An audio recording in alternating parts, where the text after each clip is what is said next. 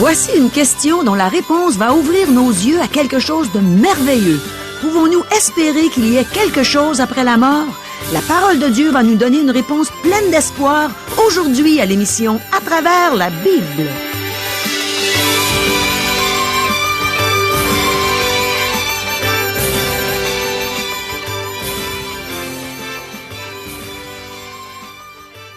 Chers auditeurs, pour en savoir davantage sur le contenu de cette émission, vous pouvez contacter en tout temps Radio Espoir via Internet à www.radioespoir.ca ou par téléphone, sans frais, au 1-877-l'Espoir, 1-877-537-7647.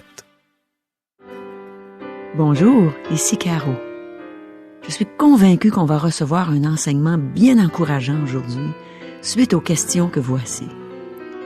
Pourquoi la résurrection est-elle un sujet si important dans la Bible? De quelle manière pouvons-nous répandre la bonne odeur de Jésus? Est-ce que le Saint-Esprit accorde des dons pour divers types de ministères? De quelle manière devons-nous présenter nos besoins au Seigneur? Est-ce que la maladie est une indication que le Seigneur ne nous aime pas? Pourquoi est-ce que Dieu permet que nous ayons des épreuves? Y a-t-il quelque chose qui puisse empêcher le plan de Dieu de s'accomplir dans notre vie? Y a-t-il quelque chose après la mort? La parole de Dieu est sur le point de nous révéler de grandes choses par la bouche du pasteur Régent Joly. Demeurez donc à l'écoute, je suis certaine que vous ne le regretterez pas. Mais premièrement, prions. Oui Seigneur, tout ce que tu nous révèles, c'est grandiose. Parce que ça vient de toi, parce que tu es grandiose. Tu es grand, tu es digne d'honneur et de louange. Enseigne-nous des choses qui vont nous amener à te louer et à t'adorer davantage. On veut que tu nous enseignes. On veut mieux te connaître, Seigneur. Amen. À toi, Régent. Merci, Caro. Avant d'entreprendre l'étude du chapitre 11 de l'Évangile selon Jean, prenons une petite pause pour faire le point. Dans les 10 premiers chapitres, le Seigneur s'est révélé dans un cercle de plus en plus grand. Le tout a débuté aux noces de Cana, où se trouvaient des invités et ses disciples. Jésus nous dit que les disciples de Jésus ont cru en lui. À la fête des tabernacles et à la fête de la dédicace, toute la nation était devant lui. Il s'est présenté à celle-ci, mais il fut rejeté. Ses œuvres furent rejetées. Jean chapitre 5, verset 16. Ses paroles furent rejetées. Jean chapitre 8, versets 58 et 59. Et sa personne fut rejetée. Jean chapitre 10, versets 30 et 31. Ce chapitre est un intermède. Le ministère public de Jésus est terminé et il enseigne ses disciples en privé. Il concentre son attention sur quelques individus et non sur la nation entière. Les événements de ce chapitre se déroulent entre la fête de la dédicace et la Pâque, donc quelque part pendant la période de décembre à avril.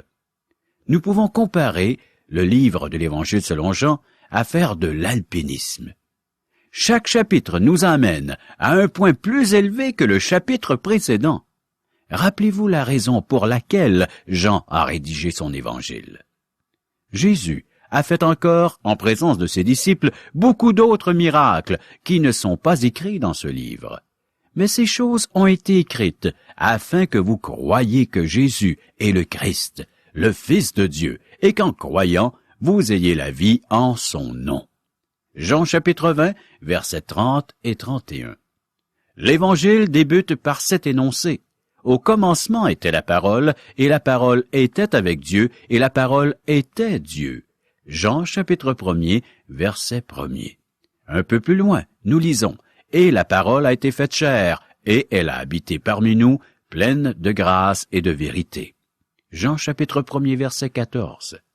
La véracité de ces énoncés fut établie par les nombreux miracles, les paraboles et les discours de Jésus alors qu'il vivait sur terre. Maintenant, il reste une question à répondre. Est-ce que Jésus peut ressusciter les morts? La mort est une grande question que l'on retrouve dans toutes les religions. La mort est un grand mystère. La vie aussi est un mystère, mais la vie n'a pas de sens s'il n'y a pas de résurrection des morts. Donc, nous demandons à n'importe quelle religion quelle puissance peut-elle avoir sur la mort. Aujourd'hui, bien des personnes croient en une religion du moment présent, pas en une religion qui comprend un au-delà. Ces personnes rejettent l'idée de récompense à venir éventuellement lorsqu'on sera au ciel. Elles veulent une religion pratique qui leur apporte quelque chose immédiatement sur le plan matériel. Elles veulent des choses pratiques et non de la théorie. Je veux cela aussi, mais en plus, je veux de l'espoir. La résurrection est un sujet très pratique. Quoique Dieu accorde aux siens des bienfaits maintenant sur terre, le plus grand bienfait est la vie éternelle en Jésus-Christ. La question de la résurrection est très pratique. La vie est brève, la durée de notre vie est infiniment petite comparée à l'éternité. Un jour, j'ai participé à un service funéraire d'un homme chrétien. Son épouse et ses enfants ont dû trouver très pratique la doctrine de la résurrection. Lorsque vous enterrez un être cher, si vous n'avez plus aucun espoir, vous ne pouvez qu'exprimer l'angoisse et le désespoir de votre âme. Je remarque que dans les sectes et dans certaines religions, il y a toutes sortes de trafics et d'attrape-nigauds, mais personne ne ressuscite de mort. Quoique certaines affirment le faire, ces sectes n'ont jamais apporté de preuves à l'appui de leur dire. Lorsque Jésus guérissait un malade, c'est le corps qu'il guérissait.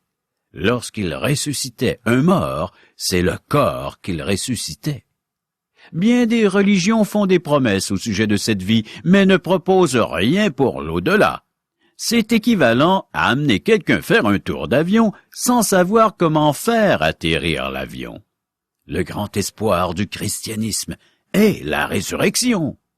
Les évangiles nous racontent 3 résurrections faites par le Seigneur Jésus. Il y eut la fille de 12 ans qui venait de mourir. Ensuite, il y eut le jeune homme que l'on conduisait au cimetière. Puis, il y eut la résurrection de Lazare, probablement un homme assez âgé qui était mort et placé dans un sépulcre depuis 4 jours. Le Seigneur Jésus a ressuscité des personnes de tous les groupes d'âge. Ces résurrections qui ramenaient des corps à la vie terrestre diffèrent de la résurrection qu'aura lieu à la fin des temps. En effet, les personnes ressuscitées par le Seigneur Jésus n'ont pas reçu un corps glorifié. Elles sont toutes mortes une 2e fois. Ainsi en est-il de la résurrection des morts. Le corps est semé corruptible, il ressuscite incorruptible. Il est semé méprisable, il ressuscite glorieux. Il est semé infirme, il ressuscite plein de force. Il est semé corps naturel, il ressuscite corps spirituel. 1 Corinthiens chapitre 15, versets 42 à 44. Le Seigneur Jésus est les prémices de ceux qui dorment. Il est la seule vraie résurrection. Christ comme prémisse, puis ceux qui appartiennent à Christ lors de son avènement. 1 Corinthiens chapitre 15, verset 23. Alors que le Seigneur Jésus utilisait des méthodes variées pour accomplir ses guérisons, il n'en avait qu'une pour ressusciter les gens. Il les appelait et leur parlait comme s'ils pouvaient l'entendre. Pourquoi procédait-il ainsi? Parce que les personnes décédées pouvaient l'entendre. Lorsque le Seigneur reviendra, nous entendrons tous notre nom, car il nous ressuscitera. Maintenant, chers amis, débutons notre lecture de Jean chapitre 11, versets 1 et 2. Il y avait un homme malade, Lazare, de Béthanie, village de Marie et de Marthe, sa sœur. C'était cette Marie qui oignit de parfum le Seigneur et qui lui essuya les pieds avec ses cheveux. Et c'était son frère Lazare qui était malade. Laisserons-nous une bonne odeur de Christ derrière nous? Béthanie est la ville de Marie. Cet évangile fut rédigé vers l'an 90, donc de nombreuses personnes avaient entendu parler du fait que Marie avait oint les pieds de Jésus avec un parfum très cher. Le parfum du vase qu'elle a brisé remplit toujours ce monde. Jésus a demandé que son geste soit rappelé alors qu'on proclamera l'Évangile. Je pense que de nombreuses personnes de conditions humbles ouvrent des bouteilles de parfum chères et elles seront plus reconnues au ciel que plusieurs chrétiens de grand nom qui ont reçu leur publicité alors qu'ils étaient sur terre. Le foyer appartenait à Marthe, et ce n'est pas la première fois que Jésus y recevait l'hospitalité. Marthe s'était préoccupée de la préparation du repas lors d'une visite précédente. Jésus lui avait dit que de s'asseoir à ses pieds pour recevoir son enseignement était préférable à se soucier de notre service pour lui. Le Saint-Esprit donne des dons pour de nombreux types de ministères. Nous sommes dans la ville de Marie et dans le foyer de Marthe. Il y a une variété de dons. Certaines femmes ont un don merveilleux pour s'occuper d'un foyer. C'est l'appel de nombreuses femmes. Ces femmes sont aussi libres que celles qui travaillent. En fait, elles peuvent même avoir plus de temps à leur disposition que celles qui sont sur le marché du travail. Par contre, d'autres sont appelées à exercer un ministère à l'extérieur de leur foyer. Elles enseignent l'école du dimanche, contribuent à un ministère d'évangélisation auprès des enfants et elles travaillent pour leur église. La femme au foyer et la femme qui travaille peuvent toutes deux servir le Seigneur. Le Saint-Esprit donne des dons pour de nombreux types de ministères. Verset 3. Les sœurs envoyèrent dire à Jésus, « Seigneur, voici, celui que tu aimes est malade. » Présentons notre besoin à Jésus et laissons-le agir.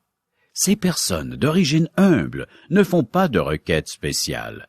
Elles informent Jésus de la situation et le laissent décider ce qu'il va faire. Souvent j'entends des gens demander à Dieu qu'il guérisse des malades lors des réunions de prière. Depuis quand Dieu est-il devenu notre garçon de course, notre serviteur? Ce n'est pas ainsi que fonctionne le Seigneur. Marie et Marthe connaissaient Jésus et elles lui ont simplement dit « Seigneur, voici, celui que tu aimes est malade. » Le Sauveur aimait Lazare. L'apôtre Paul a aussi affirmé « Ô Fils de Dieu qui m'a aimé » Galates chapitre 2 verset 20. Jean s'est présenté comme le disciple que Jésus aimait. Pierre nous a dit que Jésus nous aime. En fait, il vous aime et il m'aime. Quiconque est un enfant de Dieu est aimé du Seigneur. Il est un bien-aimé. Verset 4.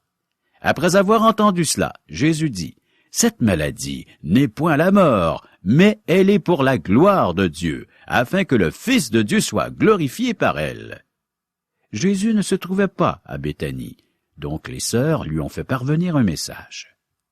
La maladie n'est pas une indication que le Seigneur ne nous aime pas.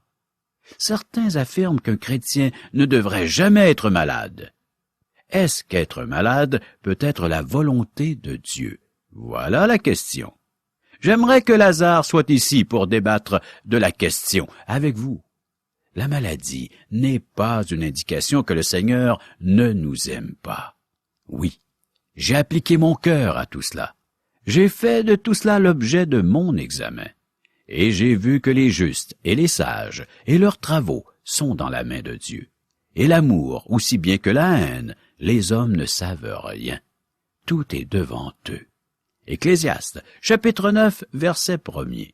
Autrement dit, ce n'est pas par les circonstances que subit un homme que l'on peut déterminer si Dieu l'aime ou non. Nous ne pouvons pas juger. C'est pourquoi ne jugez de rien avant le temps, jusqu'à ce que vienne le Seigneur, qui mettra en lumière ce qui est caché dans les ténèbres et qui manifestera les desseins des cœurs. 1 Corinthiens chapitre 4, verset 5. Jésus aimait Lazare, même lorsque celui-ci était malade. Ça va même plus loin. Alors que Jésus aimait Lazare, il l'a laissé mourir. Versets 5 et 6. Or, Jésus aimait Marthe et sa sœur et Lazare. Lorsqu'il eut appris que Lazare était malade, il resta 2 jours encore dans le lieu où il était. Jésus nous aime. Jésus vous aime lorsque vous êtes malade. Il vous aime lorsque vous êtes en santé. Il vous aime tout le temps. Vous ne pouvez pas empêcher Jésus de vous aimer.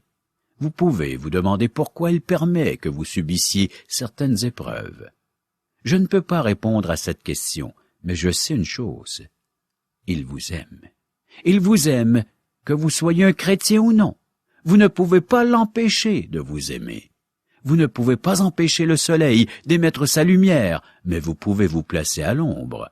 Vous pouvez empêcher l'amour de Dieu de radier sur vous en la bloquant avec un parasol.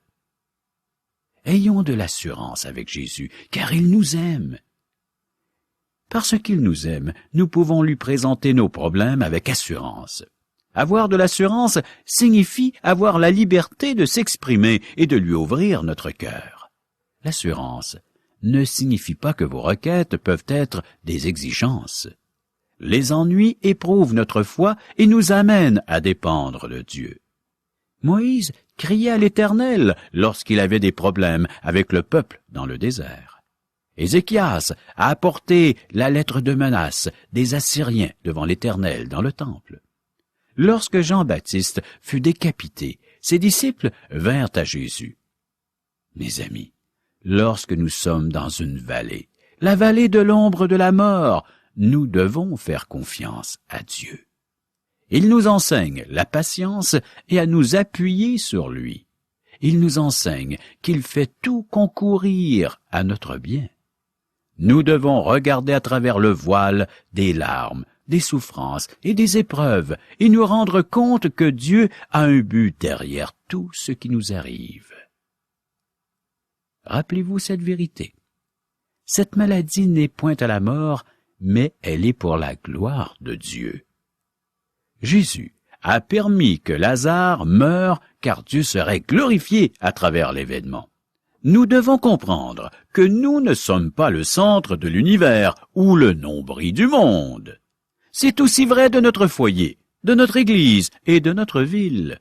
Le siège social de toute chose se trouve dans les cieux, et tout contribue à la gloire de Dieu. Rien ne nous arrivera sans la permission de Dieu, et s'il permet une chose, ce sera pour sa gloire. Jugeons-nous des personnes que Dieu aime. Remarquez que le Seigneur aime Marthe. Parfois, nous la jugeons sévèrement et nous la critiquons parce que Jésus lui a fait un reproche.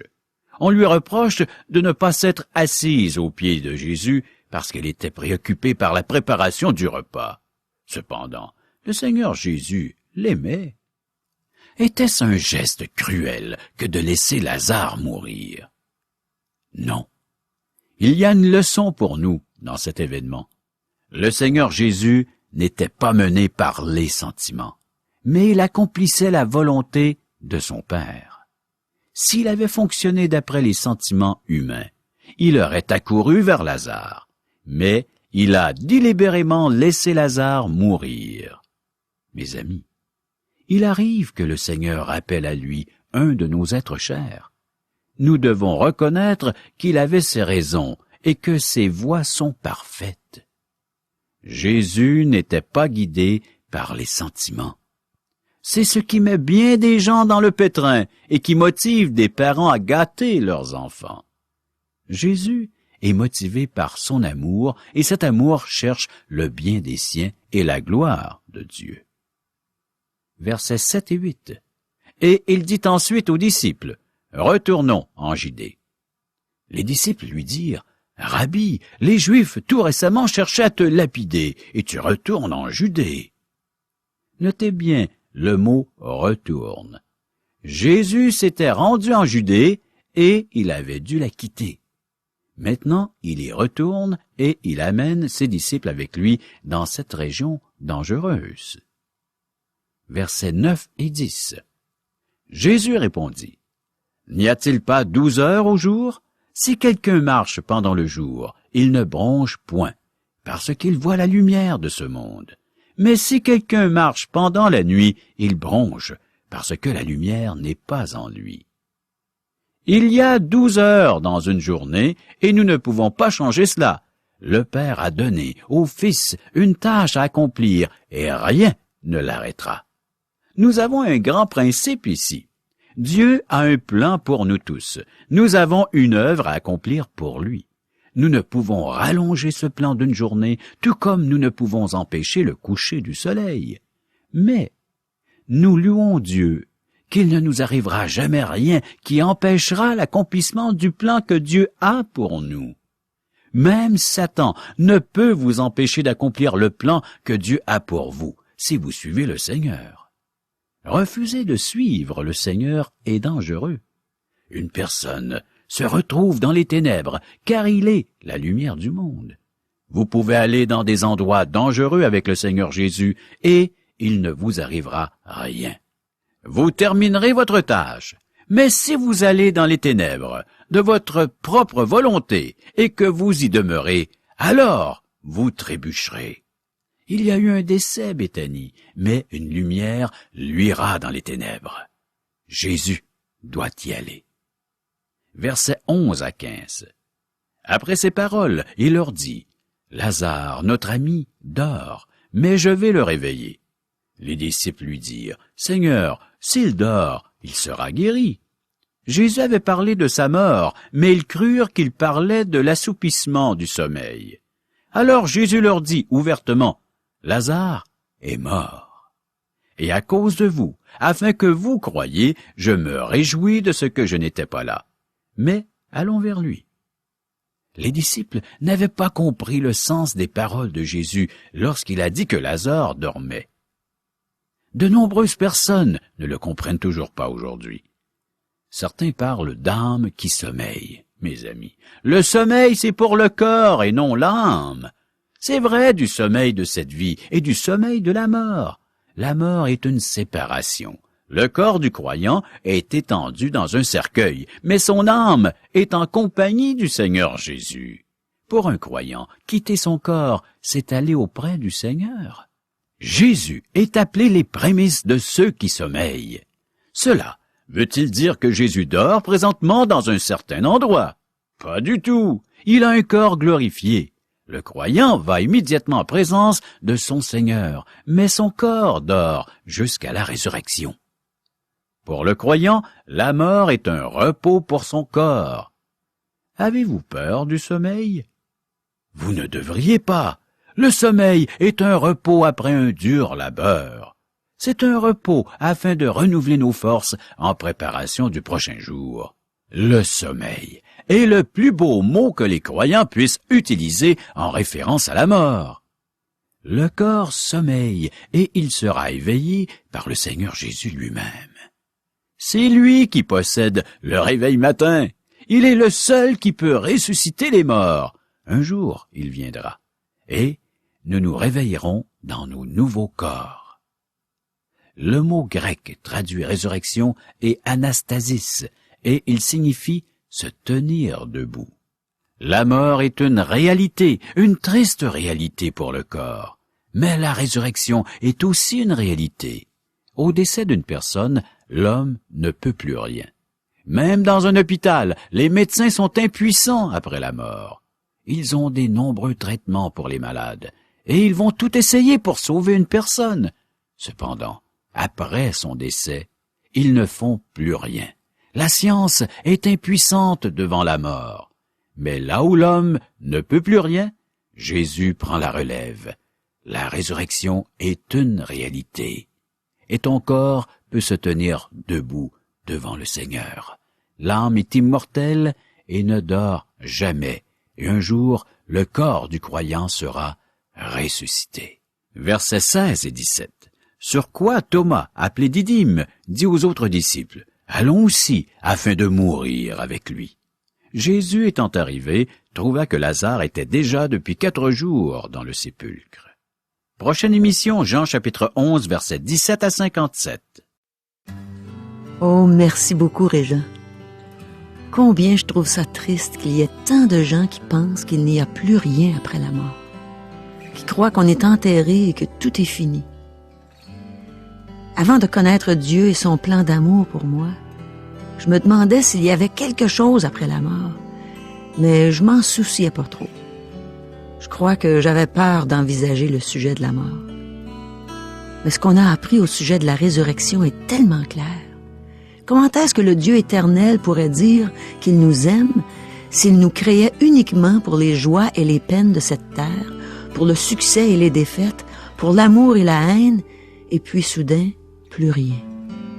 Oh non. Ce Dieu éternel, ce Dieu d'amour veut que les hommes et les femmes qu'il a créés à son image passent l'éternité avec lui. Vous trouvez pas ça plus logique? Régent nous a parlé des événements du 11 septembre 2001 il y a quelques minutes. Et il nous a posé une question.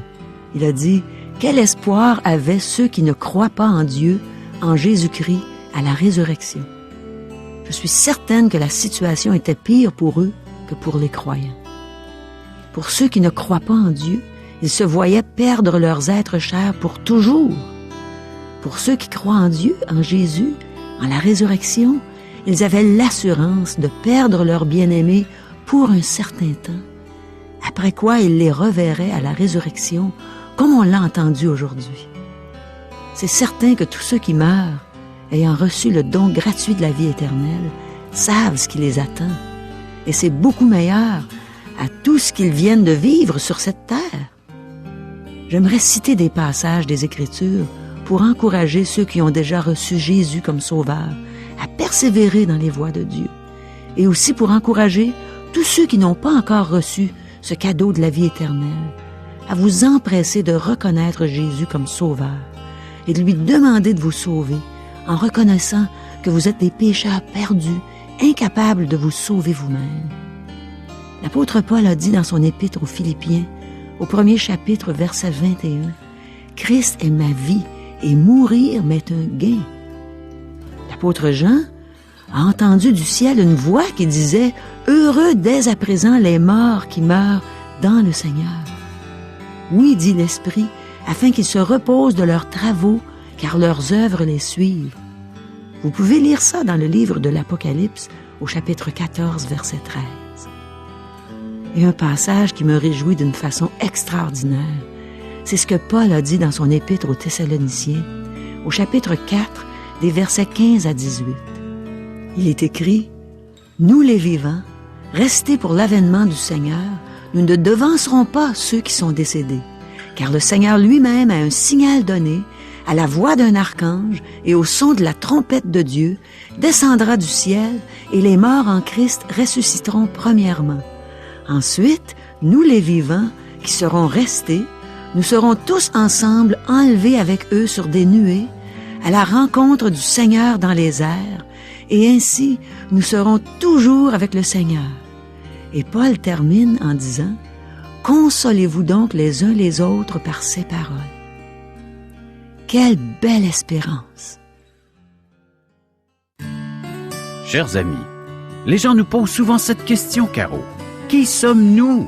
Mais qui es-tu, Régent? Qui es-tu, Caro? Eh bien, je vais commencer par qui j'étais. J'étais une jeune femme qui chantait toutes sortes de chansons populaires. J'avais des succès au palmarès et ma carrière menait bon train. J'étais malheureuse, j'étais sans Dieu dans le monde. Et un jour, Dieu s'est fait connaître à moi. Et j'ai accepté Jésus comme sauveur, comme Seigneur. Et je suis devenue une enfant de Dieu. Je suis née de nouveau. Et maintenant, je suis une chrétienne évangélique qui aime propager l'évangile de Dieu. Avec toi, Régent, je passe partout au Québec pour annoncer la bonne nouvelle du salut par grâce. À tous les gens qui veulent nous entendre, à tous ceux qui veulent s'intéresser à ce que Dieu veut pour eux, à connaître son amour pour eux. Alors je vais avec toi, on va partout dans des déjeuners de l'espoir. Et ici, à Radio Espoir, pour dire aux gens, Dieu vous aime et Dieu veut vous instruire, vous faire connaître sa sainte parole. C'est merveilleux. Les gens aimeraient peut-être nous rejoindre par téléphone. 1-877-l'Espoir. 1-877-537-7647. Et on a une adresse courriel. www.radioespoir.ca ou l'adresse postale. Radio Espoir, casier postal 34 143, Charlesbourg, Québec, G1G 6P2. Chers amis, à demain. C'est un rendez-vous.